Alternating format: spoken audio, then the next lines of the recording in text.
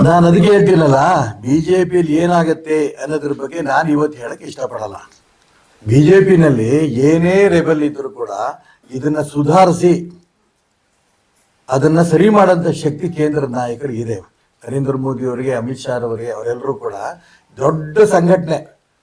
ಯಾವುದೋ ವ್ಯಕ್ತಿ ಮೇಲೆ ಈ ಪಕ್ಷ ಇಲ್ಲ.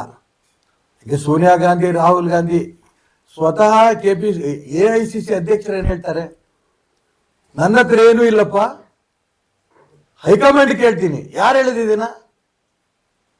AICC ಅಧ್ಯಕ್ಷರು. ಅಂದ್ರೆ ನಾನು ಹೈಕಮಾಂಡ್ ಅಲ್ಲ ಅಂತ ಭಗವಂತ ಹೇಳ್ದಂಗೆ. ನನ್ನ ಕೈಲಿ ಏನಿಲ್ಲಪ್ಪ, ಭಗವಂತನ ಕೇಳು ಅಂತ ಭಗವಂತನೇ ಹೇಳ್ದಂಗೆ. ಇವ್ರು ಒಪ್ಕೊಂಡ್ರಾಗಾರೆ ನನಗೆ ಸಂಬಂಧವೂ ಇಲ್ಲ, ಹೈಕಮಾಂಡ್ಗೂ ನನಗೆ ಸಂಬಂಧ ಇಲ್ಲ.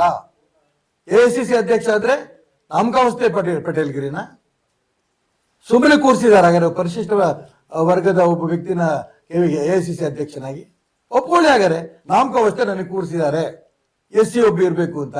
ಎಲ್ಲ ನಡೆಯೋದು ಸೋನಿಯಾ ಗಾಂಧಿ, ರಾಹುಲ್ ಗಾಂಧಿ ಕುಟುಂಬದ್ದೇ. ಹೇಳ್ಬಿಡ್ಲಿ. ಅದಕ್ಕೋಸ್ಕರ ಹೇಳ್ತಿರೋದು, ಕಾಂಗ್ರೆಸ್ ಪಕ್ಷವೇ ದೇಶದಲ್ಲಿ ನಿರ್ನಾಮ ಆಗೋಗ್ತಾ ಇದೆ. ಅದಕ್ಕೆ ಕರ್ನಾಟಕ ರಾಜ್ಯ ಒಂದು ಸೇರ್ಕೊಡುತ್ತೆ. ಯಾವತ್ತೇ ಚುನಾವಣೆ ಆದ್ರೂ ನೀವು ಹೇಳ್ದಂಗೆ ಸಿದ್ದರಾಮಯ್ಯ ಮುಂದುವರೆದ್ರೆ DK ಸಹಕಾರ ಕೊಡಲ್ಲ, DK ಮುಖ್ಯಮಂತ್ರಿ ಆದ್ರೆ ಸಿದ್ದರಾಮಯ್ಯ ಸಹಕಾರ ಕೊಡಲ್ಲ. ಈ ಸರ್ಕಾರ ಬಿದ್ದೋಗತ್ತೆ. ಯಾವತ್ತು ಬೇಕಾದ್ರೂ ಚುನಾವಣೆ ಬರ್ಬೋದು. ನಮ್ಮ ವಿಜಯವಾಹಿನಿ ನ್ಯೂಸ್ ಚಾನೆಲ್ನಲ್ಲಿ ಪ್ರಮೋಷನ್, ಜಾಹೀರಾತು, ಅಡ್ವರ್ಟೈಸ್ಮೆಂಟ್ ನೀಡಲು ಸಂಪರ್ಕಿಸಿ 9535808456.